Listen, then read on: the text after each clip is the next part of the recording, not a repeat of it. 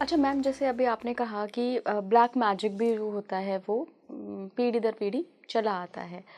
हालांकि black magic को मैं बहुत डिस्कस नहीं करना चाहूँगी, बट अगर कोई ऐसी नेगेटिविटी हमारे लीनिएज में चली आ रही है तो हमारे तब पितृ प्रोटेक्टर बन के सामने नहीं आते हैं, क्योंकि हमारे उधर तो, हमारे गांव और हमारे शहर में तो ये कहावत है कि अगर कोई आपके ऊपर नेगेटिविटी छोड़ रहा है या आपको नेगेटिवली हार्म करना चाह रहा है तो पितृ के संरक्षण में अगर आप हो तो फिर आपका कोई कुछ नहीं बिगाड़ सकता। उसके लिए आपको पितरों को बहुत अच्छे से एक्नॉलेज करना पड़ेगा। ओके। उनको इज्जत देनी पड़ेगी, उनको वो एक दर्जा देना पड़ेगा।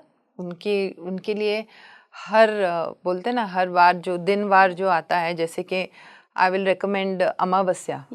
अमावस्या के दिन पितरों का दिन है।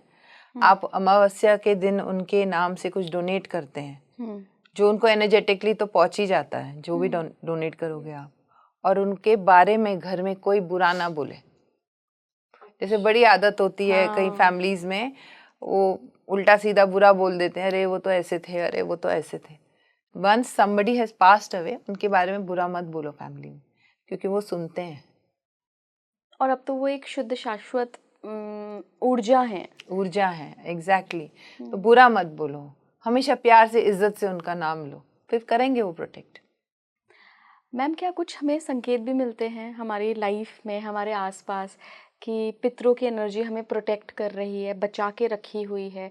क्योंकि ऐसे कई लोग हैं जिन्होंने अपने अनुभव बताए हैं कि इला जी हम गाड़ी से जा रहे हैं, बहुत कर रहा है, एक्सीडेंट हुआ और ऐसा लगा कि किसी एनर्जी ने आके ऐसे प्रोटेक्ट कर लिया कि गाड़ी तो तबाह हो गई लेकिन हम बिल्कुल, किसी ने गोदी में लेके ऐसे बचा लिया, प्रोटेक्ट कर लिया। हाँ, होता है। और उन लोगों को फील हुआ कि कोई तो हमारे एंसेस्टर्स है। 100% होता है, 100% होता है। मैंने भी खुद अपनी लाइफ में एक्सपीरियंस किया है। पितरों की एनर्जी बहुत आपके लिए प्रोटेक्टिव और आपके लिए होती हैं। वहाँ पे मैसेजेस आपको अपने ड्रीम में मिल जाएगा।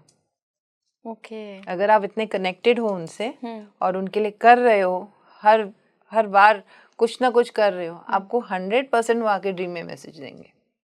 ओके। इसके अलावा क्या संकेत होते हैं मैम जो daily day to day routine में या कभी किसी इवेंट पे हमें पित्र देते रहते हैं कि I am with you, I am your protector? एक चीज बोलूं, जिस घर में रिलेशनशिप इश्यूज हो, जिस घर में बच्चे पढ़ते नहीं हैं, जिस घर में कलेश हो, अल्कोहलिज्म, एडिक्शन हो, वहां पे कभी पितरों की कृपा नहीं होती। ओके। ये रिकग्नाइज करना पड़ेगा। घर में बेटियों की शादी नहीं हो रही, कोई खुश नहीं है, नॉट एग्जैक्टली शादी, बट किसी की लाइफ सेटल नहीं है। ओके। राइट, ये संकेत सबसे बड़ा है कि यहाँ पे पितृ दोष है। ओके। खुश नहीं है पितृ, खुश नहीं है, यहाँ पे ब्लेसिंग्स नहीं है। और खुश हैं तो जहाँ खुशहाली है, बॉन्डिंग है, आपस में बोलते हैं ना, किसी की लड़ाई झगड़ा नहीं है, एक टुगेदरनेस है फैमिली में, वो बहुत बड़ा संकेत होता है। सिर्फ पैसा होना, प्रोस्पेरिटी होना ही सब कुछ नहीं है। आपके भाई बहनों में अगर कोई लड़ाई नहीं है, आप जो 2 रोटी खा रहे हो बहुत खुशी से, सुख से खा रहे हो, वही तो सबसे बड़ी ब्लेसिंग है, सबसे बड़ा संकेत है। बिल्कुल।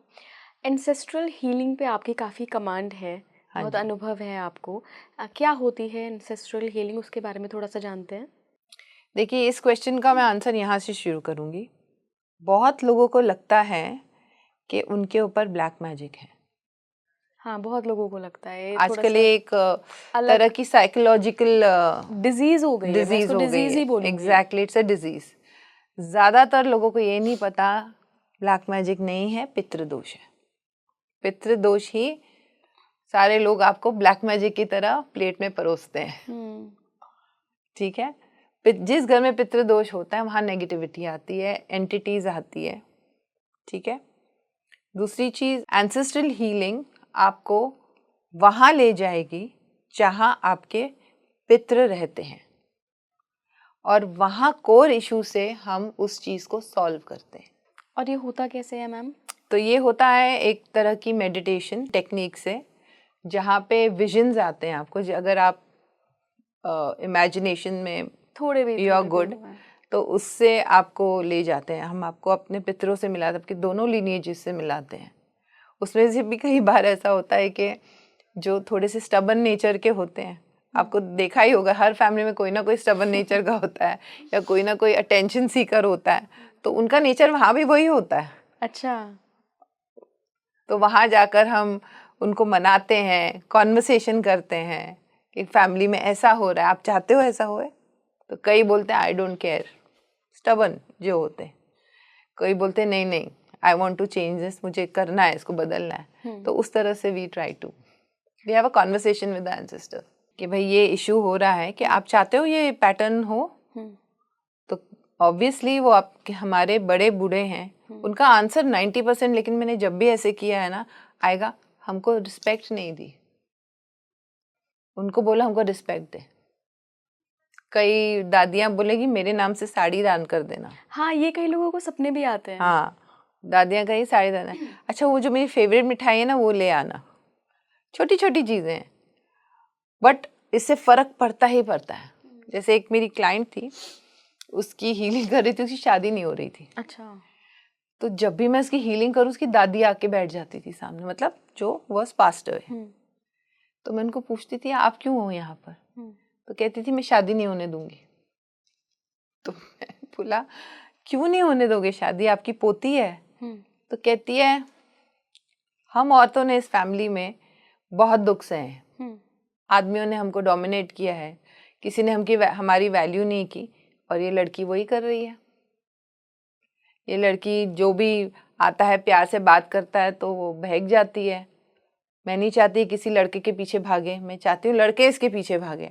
मैं चाहती हूँ कुछ बने जिंदगी में तो ऐसा लड़का मिले जो इसके लायक हो, किसी भी लड़के से शादी ना करे। तो मैंने बोला लेकिन ये उसकी चॉइस है ना, आप क्यों बीच में आके खड़े हो? तो मैं तो जाऊंगी ही नहीं यहाँ से।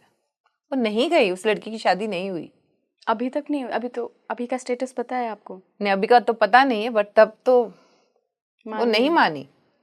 She was very stubborn about it.